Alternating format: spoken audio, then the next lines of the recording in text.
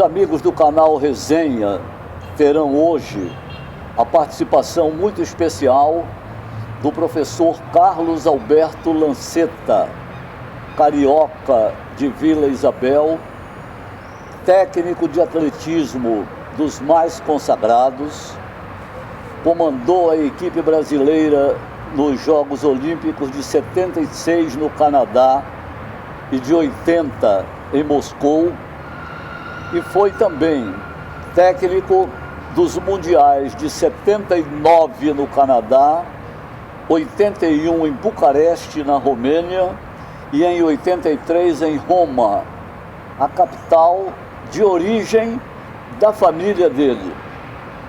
E o professor Carlos Alberto Lanceta é uma pessoa com conhecimentos extraordinários e de nível mais elevado para começar a responder às perguntas que o Iata Anderson e eu faremos a ele.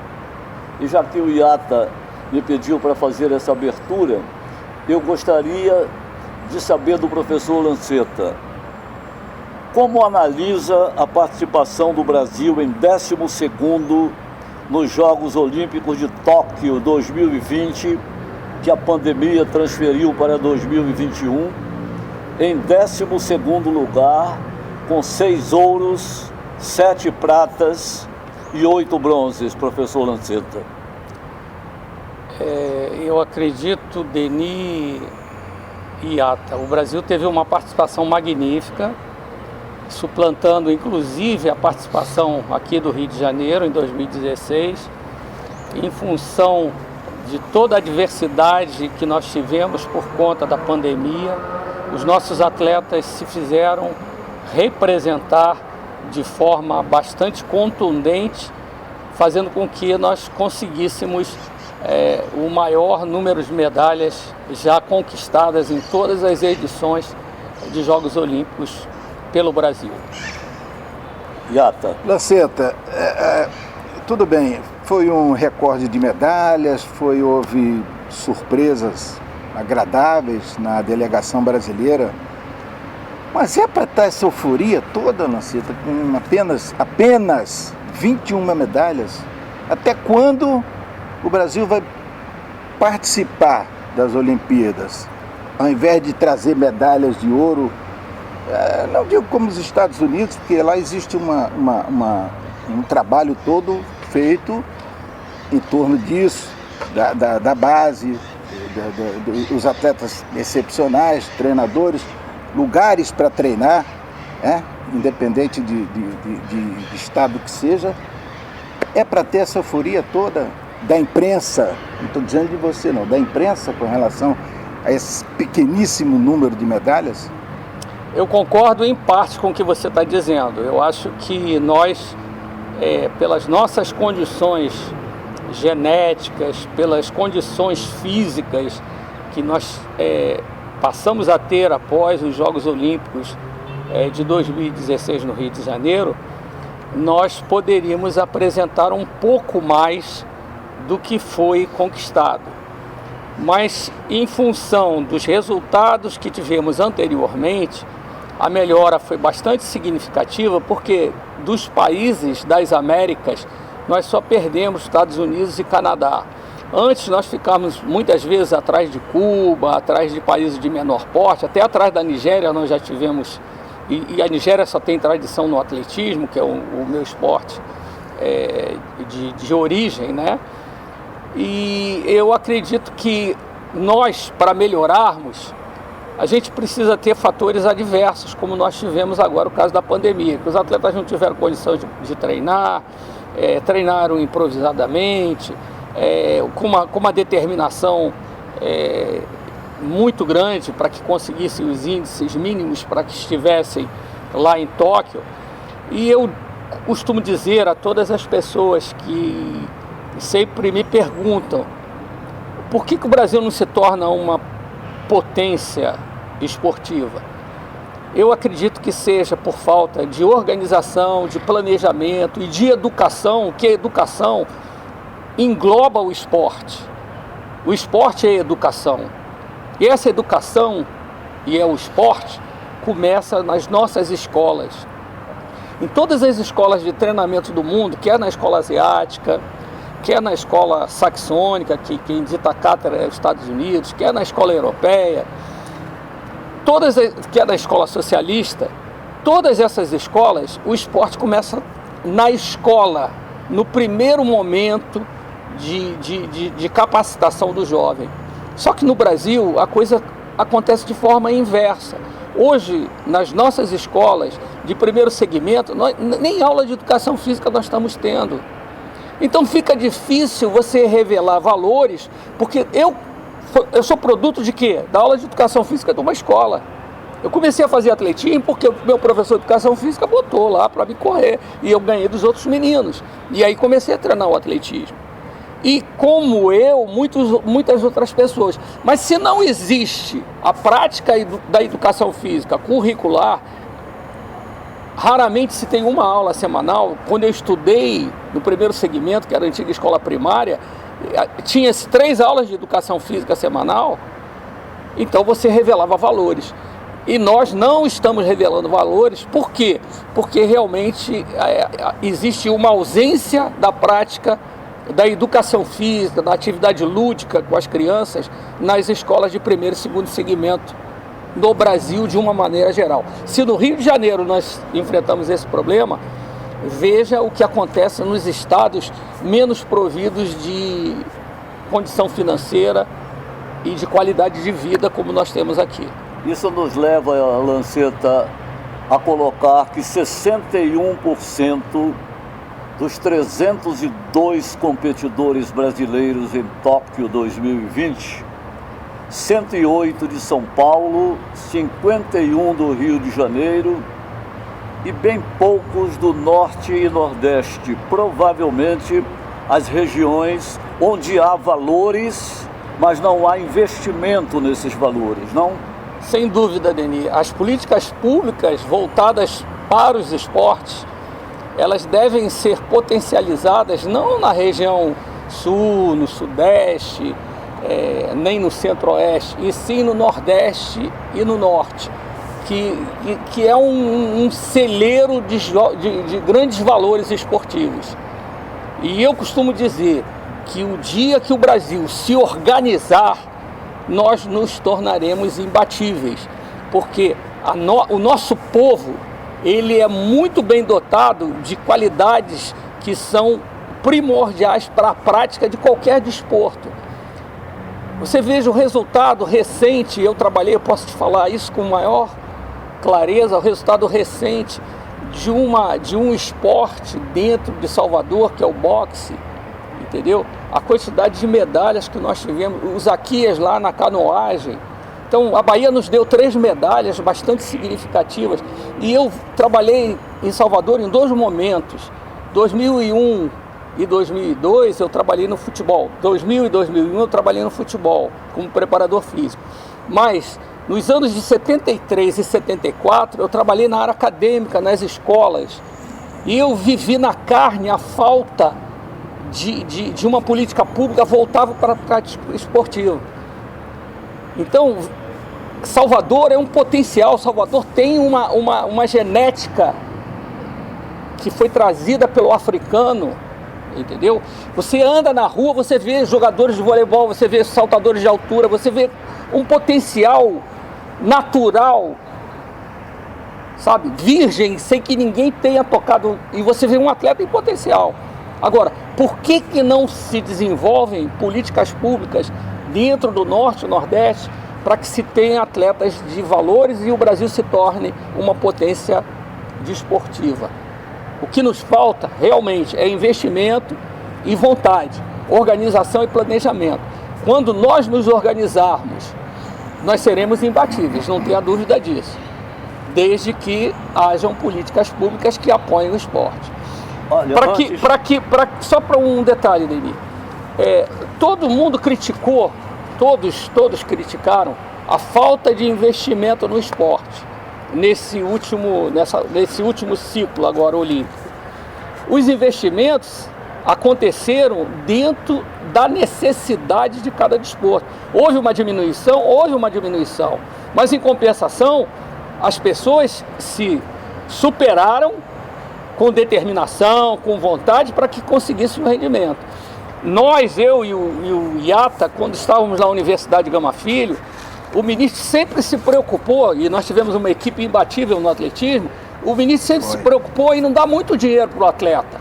O ministro falava para mim assim: Lanceta, nós vamos dar casa, comida, assistência médica, roupa lavada, tá? E estudo para essa gente. É verdade. Agora, o salário que eles vão receber é um salário que dê a eles o direito de ir ao cinema, de ir, na época era o hi-fi, no fim de semana, de comprar seu sabonete, de comprar seu perfume. Agora, não é para comprar carro, não é para viver em apartamento, eles têm que viver aqui na Vila Olímpica e morar em conjunto aqui e viver um ambiente de competição, porque eles são atletas. E eu incorporei essa filosofia, que é o que acontece. E o ministro tinha uma visão muito futurista, ele era um visionário das universidades americanas. Nas universidades americanas, o que acontece é verdadeiramente isso. E os Estados Unidos é imbatível no esporte olímpico. Então não é o dinheiro que resolve o problema. Não adianta dar dinheiro, adianta dar o quê? O suporte para que se consiga fazer resultado.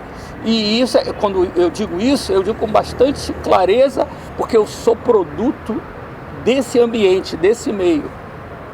Meu pai era sapateiro e eu venci na vida. Pô, eu trabalhei em 3 continentes, trabalhei em diversos clubes no exterior, viajei com atletismo para Chuchu, fui a 2 Jogos Olímpicos, fui a 3 campeonatos mundiais, fui a 3 universidades, oportunidades de vida que o esporte me deu. E meu pai não tinha dinheiro. Então não é o dinheiro que faz o esporte, que faz o esportista de alto rendimento, e sim o comprometimento, a determinação e o planejamento bem feito e bem organizado. O Zaquias, ele deu uma declaração que as pessoas não percebem. Ele agradecendo a medalha que conquistou, ele falou: eu tenho que agradecer o meu técnico espanhol, porque esse técnico teve câncer e voltou para a Espanha, e ele disse, mas ele deixou tudo pronto, ele planejou e organizou todo o meu treinamento para essa Olimpíada. Então essa medalha eu agradeço a ele. Lanceta, você falou uma coisa importante, que é planejamento, né? E eu estive, você também, em 84, na UCLA, e a gente viu lá uma coisa absolutamente extraordinária, aquele centro de treinamento para os alunos, um negócio fantástico, uma das universidades mais famosas dos Estados Unidos, mais completas de todo o país, o que contrasta muito, Lanceta, com o que nós vemos aqui no Brasil. Sempre aquela coisa do imediatismo. Fazer um medalhista de ouro para Paris, por exemplo. Ninguém faz um atleta em 3 anos, 4 anos, você sabe disso. Quem é do atletismo sabe disso, que é impossível. Meu amigo Cezinha, nós corremos junto lá no Botafogo, sempre me falava isso. Não adianta, você não vai fazer um atleta com 3 anos, com 4 anos. Então, esse planejamento, Lanceta, alguma coisa mudou dos últimos anos, das últimas Olimpíadas, da brasileira que foi aqui, e nós estamos, Deni, é bom que a gente faça o registro, nós estamos no estádio Célio de Barros, ou o que restou do estádio Célio de Barros.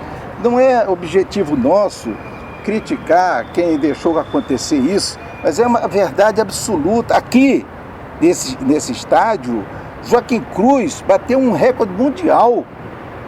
Na categoria juvenil, em 1981, 1:43:30. É um resultado que hoje classificaria tranquilamente para a final dos Jogos Olímpicos de Tóquio. Vejam a importância desse resultado nessa pista, né? Hoje o Joaquim Cruz estaria dentro dos 5 primeiros colocados nos Jogos Olímpicos de Tóquio. Passaram-se quantos anos? De 81 para 2021, são... 81, 20 e tantos, 81, 20... Não, 81, 91, 41, 40 anos. 40 anos. Há 40 anos atrás ele correu para 1:43. Esse tempo o faria 4º ou 5º colocado nos Jogos Olímpicos de Tóquio. Olha a importância. E é bom ressaltar, Lanceta, dentro do que o Iata falou, a origem do Joaquim Cruz. A família dele foi do Piauí para Brasília, e ele foi pequenininho para Brasília, Então, quer dizer, foi criado nordestino, foi criado com uma diversidade muito grande, porque o pai dele foi para construir Brasília, que ele chegou em Brasília, e, no entanto, hoje ele vive nos Estados Unidos, é professor dos atletas paralímpicos, da Seleção Nacional Americana de Atletas Paralímpicos. E conquistou isso através de quê? Através do esporte. Então o esporte alavanca socialmente as pessoas menos providas de condição social, de condição financeira adequada. É a única medalha de ouro, né, de pista do Brasil? Sim, aquela 84? De pista individualmente, porque nós temos outras medalhas que foram do revezamento 4%, que a equipe americana foi desclassificada e o Brasil ganhou ouro, mas tinha sido prata. Falar em revezamento, né, Dani? Eu tenho certeza que você vai lembrar a vitória sobre os Estados Unidos no PAN. Com certeza. Né? Que o Lanceta era o treinador. Sim. O Lanceta tem uma história que não cabe dentro do resenha em poucos minutos, né, Iata? E nem agora, num programa só. É bom que se ressalte, Lanceta, já que nós o convidamos, o Iata e eu, para que você fizesse uma análise da participação do Brasil de Tóquio 2020, sempre bom repetir, disputado em 2021 por causa da pandemia. É bom destacar que figuras do Nordeste se destacaram nos Jogos Olímpicos de 2020. A maratonista aquática, a nadadora Ana Marcela Cunha, baiana, o Isaquias Queiroz, baiano, sim, canoísta, e o Herbert Conceição, isso, também. E o surfista, que Ítalo Ferreira, que é do Rio Grande do Norte. Do Rio Grande do Norte, de Bahia Formosa. Isso aí. Quantas medalhas o Nordeste nos deu? E é lamentável que as regiões Norte e Nordeste, Iata e eu falamos isso com muita propriedade, porque a família do Iata é de origem paraibana e a minha família é de origem amazonense. Eu, com muito orgulho, nasci em Manaus, mas sinto que não há um apoio. Os olhos das autoridades que deveriam cuidar do esporte brasileiro não se voltam para o Norte nem para o Nordeste. É lamentável, isso vem sendo evidenciado ao longo dos anos. Realmente eu sempre bato nessa tecla de que o esporte não se decide só com a habilidade técnica do atleta, nem com a disciplina tática. É importante que o atleta tenha um alto grau de comprometimento, de sacrifício. Nem sempre vence a competição, vence o jogo, vence a luta, aquele que termina menos cansado, é aquele que se predispõe a sofrer mais. E esse sofrimento está implícito desde a formação do jovem lá da infância, da primeira infância, adolescência, porque isso você leva para o resto da vida. Então o nordestino, é importante que a gente potencialize isso. Deni, vamos falar do futebol? Claro. Pela segunda vez consecutiva o Brasil ganhou a medalha de ouro. De alguma forma, Lanceta, esse resultado do futebol olímpico brasileiro foi surpreendente para você? Não, Deni, não foi surpreendente, porque a gente acompanhou ao longo do tempo a preparação dessa seleção olímpica. E houve, por questões políticas, uma aproximação, entre aspas, do Comitê Olímpico com a CBF, coisa que nunca havia acontecido. Começou por ocasião dos Jogos Olímpicos aqui no Maracanã em 2016, e essa coisa se prolongou até 2021. Surpreendente foi a postura dos nossos jogadores no pódio, quando todas as outras duas delegações que receberam medalha de prata e medalha de bronze estavam com o uniforme completo, com o agasalho completo, e lamentavelmente os nossos jogadores estavam com o agasalho amarrado na cintura, que é uma coisa antidesportiva e deselegante para a nossa população. E são esses aspectos que durante muito tempo levaram o Brasil a não ter conquistado um título anteriormente. Mas eu acredito que todos esses problemas venham ser sanados e que se tenha, a partir de agora, com esses dois títulos, uma nova mentalidade formativa do futebol brasileiro. Um exemplo maravilhoso foi o do Daniel, que participou aos 38 anos de uma seleção olímpica com um vigor e com uma motivação de um jovem valor iniciante no futebol. Eu tenho muito carinho, muito respeito pelo Daniel. Eu o conheci lá no Bahia em 2000, quando o Evaristo foi treinador e era o preparador físico do Bahia. E eu digo a você que realmente me surpreende a carreira do Daniel, com 42 títulos internacionais, que o fizeram o nosso grande capitão, o nosso técnico dentro de campo. E nós conquistamos uma medalha muito importante, que é esse bicampeonato olímpico. Com relação à seleção feminina, que é outra coisa importante, tá? Houve uma transformação com a chegada da treinadora sueca, da Pia. E ela, com bastante propriedade, ao término, quando ela perdeu para o Canadá, ela, na semifinal, ela disse o seguinte, nas quartas de final, ela disse o seguinte: nós carecemos de uma maturação psicológica e também de um melhor preparo físico. A nossa seleção carece ainda desses dois componentes importantes na formação do atleta. E isso é bastante normal que ela tenha dito isso, e ela foi muito sensata quando falou isso.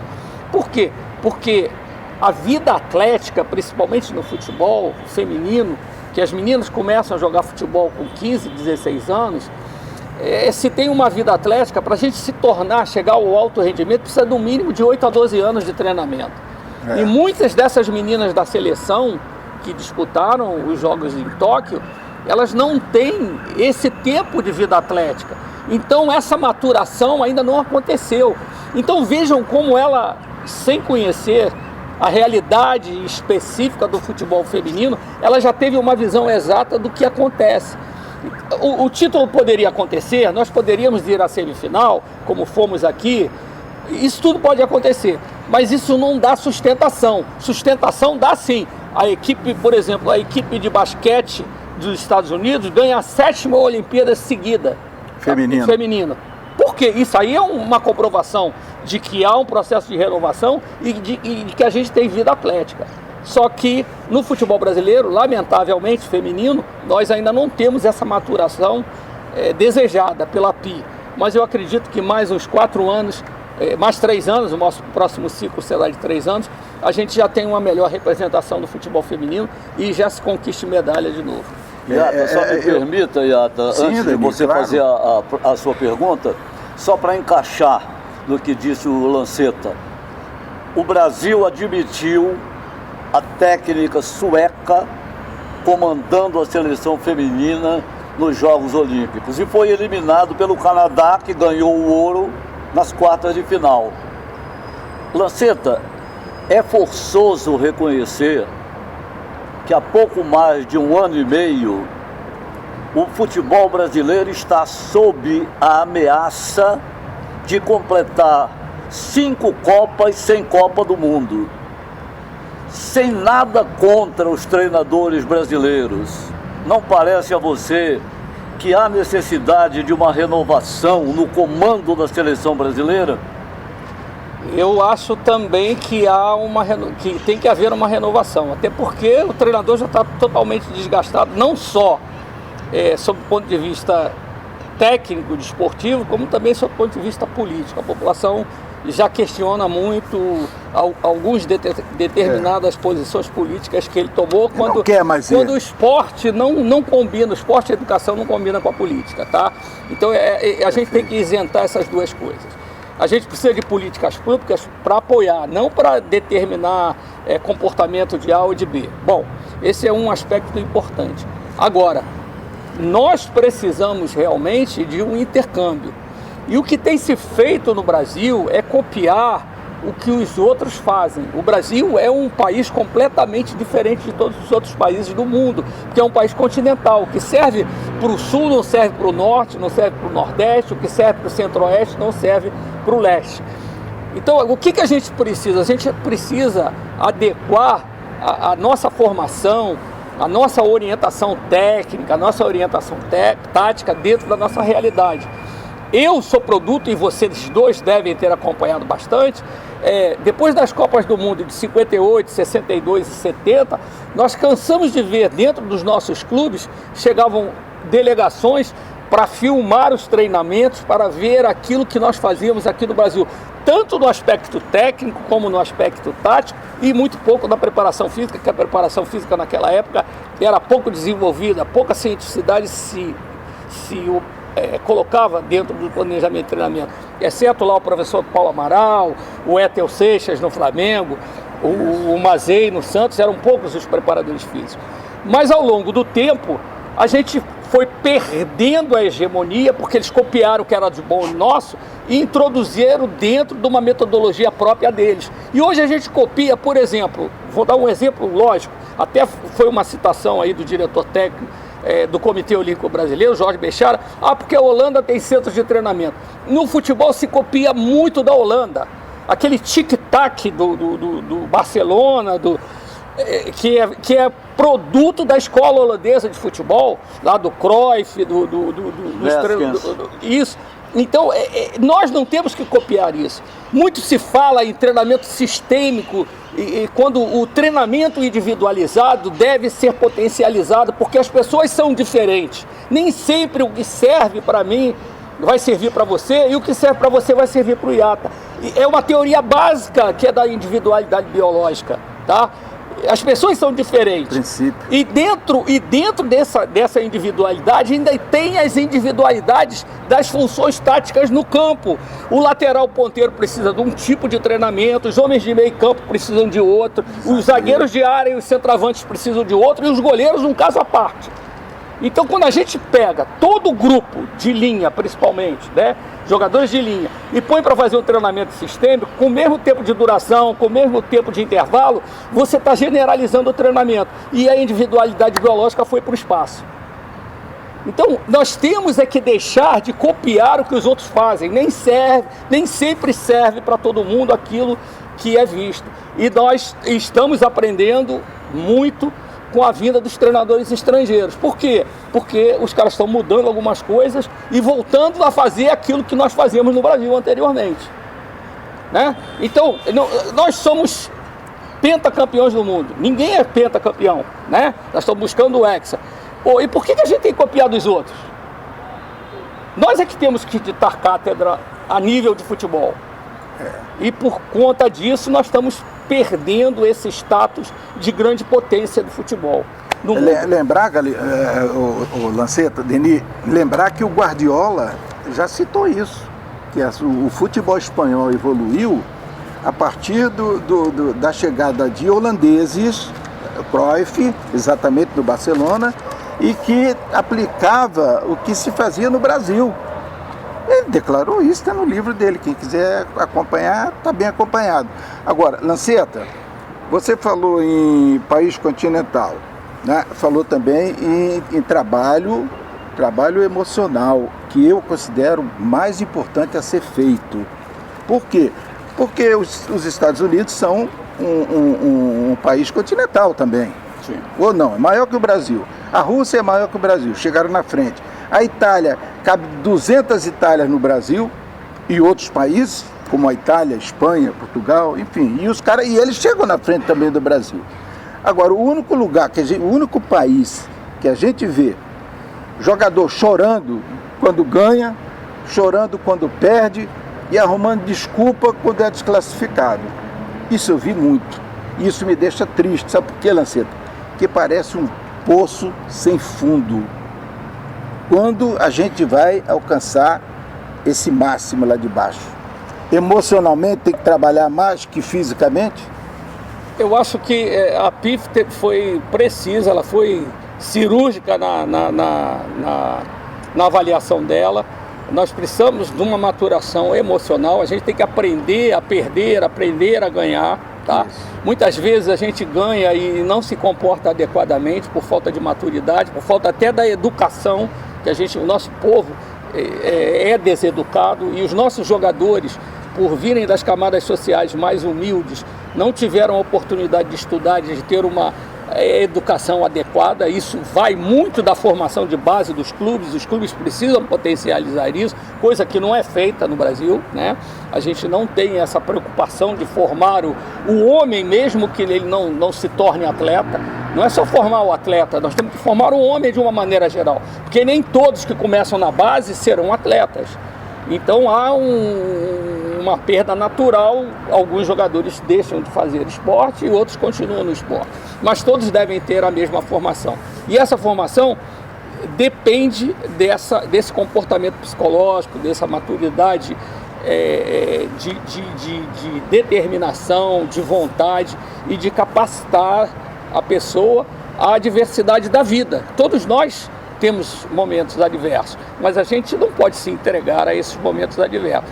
É na derrota que a gente cresce. Eu vi uma declaração bastante pertinente do Darlan, que foi quarto colocado no peso. Muito bom. A segunda vez que ele disse o seguinte: eu prometo a vocês, eu vou vir mais forte, eu treinei muito, mas vou treinar muito mais, porque eu prometo a vocês que na próxima Olimpíada eu vou fazer resultado melhor e eu vou conquistar a medalha desejada. Então, esse tipo de determinação é que o cara deve ter. Mas aí vem o detalhe, né? Que o treinador do Darlan, quem é? É um cubano, que lamentavelmente não pôde estar lá porque Cuba não liberou os cubanos para acompanharem os seus atletas aqui no Brasil.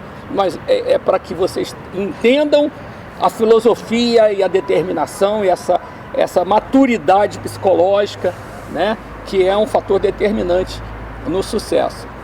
É o emocional, né, Lanceta? A gente vê muito isso nas próprias competições. Com certeza, Lanceta, sem nenhum medo de errar, isso acaba atrapalhando os resultados, nos tempos, nas distâncias, nos saltos e tudo isso. Fator emocional. Eu acho que tem que ter um equilíbrio emocional muito grande numa competição de alto nível, como uma Olimpíada, por exemplo, ou a Copa do Mundo. Qualquer esporte, né, Lanceta? Sim. Eni? Agora, Lanceta, esperava-se mais do vôlei brasileiro. A saída do Bernardinho exerceu alguma influência? O Bernardinho, que terá em 2024 na França uma responsabilidade dobrada, porque ele está assumindo uma seleção, medalha de ouro em Tóquio 2020. Sem dúvida, a saída do Bernardinho influenciou, porque ele é um líder nato.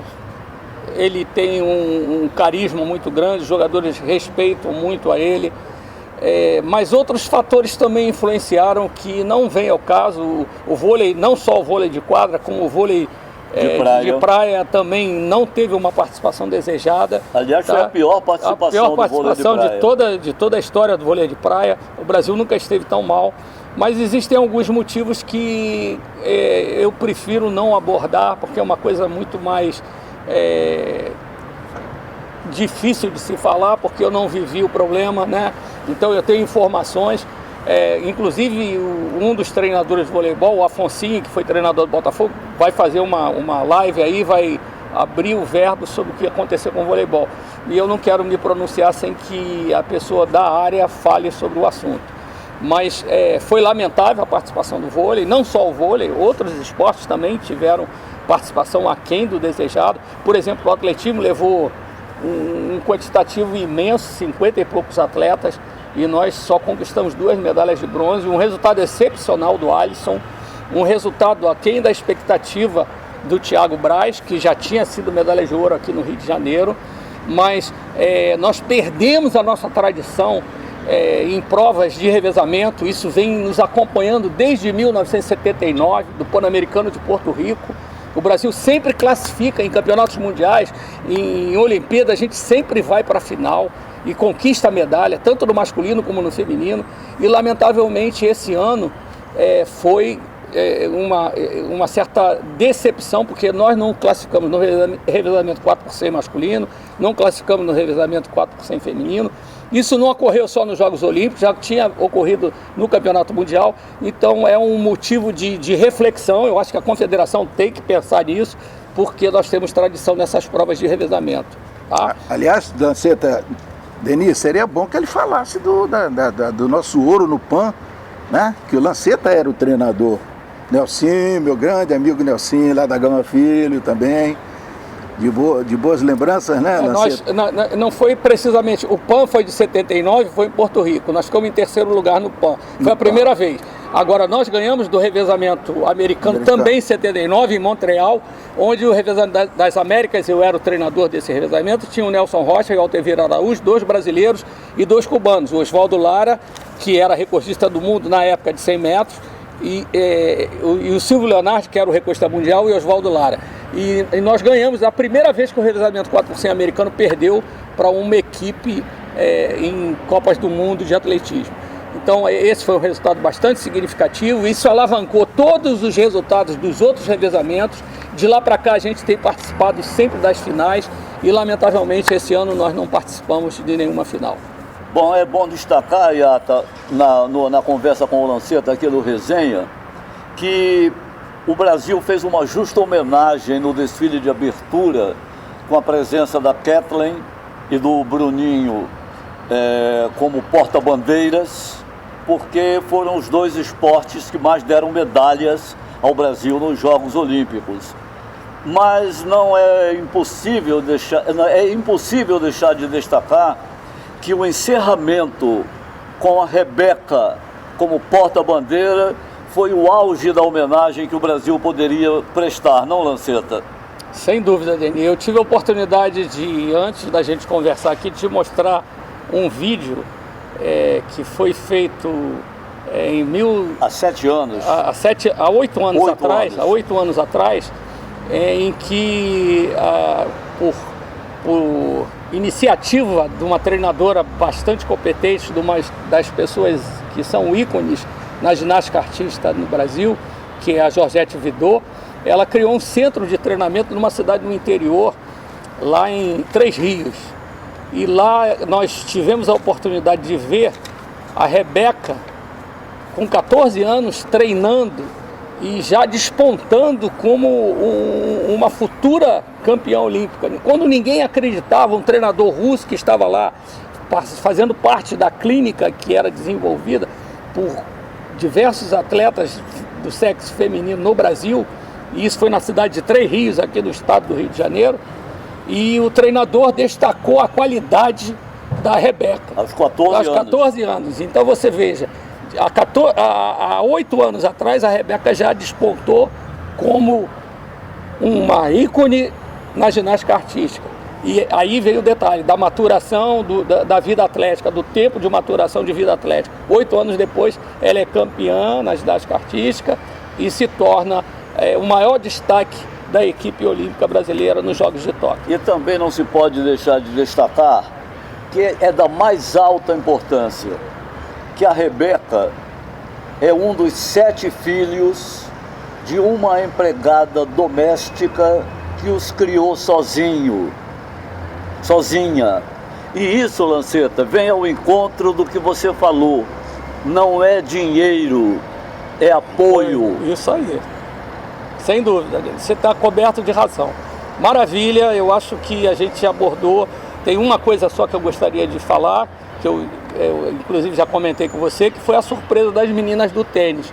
O tênis a gente não tem muita tradição em Jogos Olímpicos, e o tênis, surpreendentemente, ganhou uma medalha de bronze com 2 meninas que nem estavam cogitadas a viajarem. Medalha improvável, né?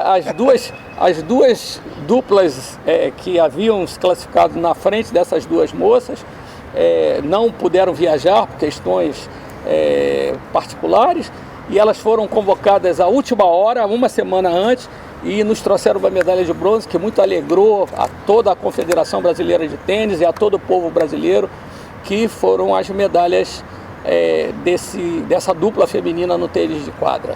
Lanceta, eu imagino a sua tristeza, porque foi a minha também, ao ver a prova final dos 100 metros sem o Bolt, que não deu um vazio na gente olhando aquilo? É verdade. A prova máxima, né, do atletismo. É verdade, e surpreendentemente, sem o Bolt, mas por uma surpresa bastante agradável, porque eu vivi e eu acompanhei bastante isso. Na preparação de 1980, da Olimpíada de de Moscou, nós fizemos estágio num centro de treinamento de Formia, na Itália, onde treinava o Pietro Meneia. Na época, o Pietro Meneia foi campeão olímpico de 200 metros e perdeu 100 metros para o Valery Borzov, que era o russo que ganhou a prova de 100 metros.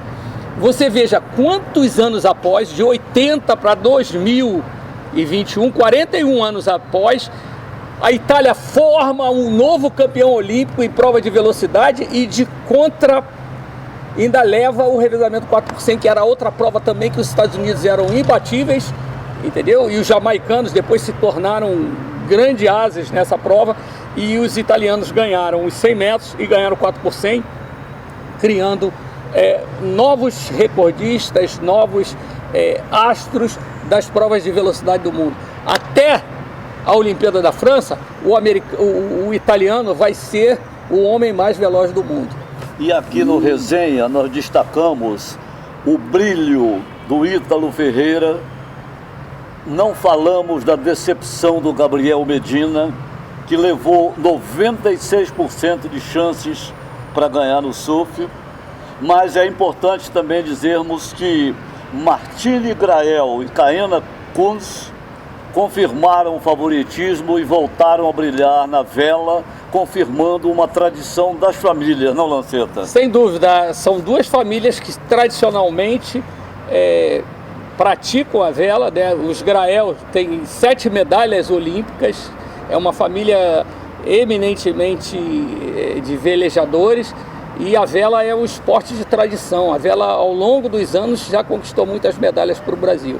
E é um esporte realmente em que o poder aquisitivo das pessoas é maior, mas em compensação ela nos traz um retorno muito grande, e nós temos tradição nesse esporte, que é um esporte nobre, é um esporte milenar, porque antes o primeiro transporte era através do mar, né?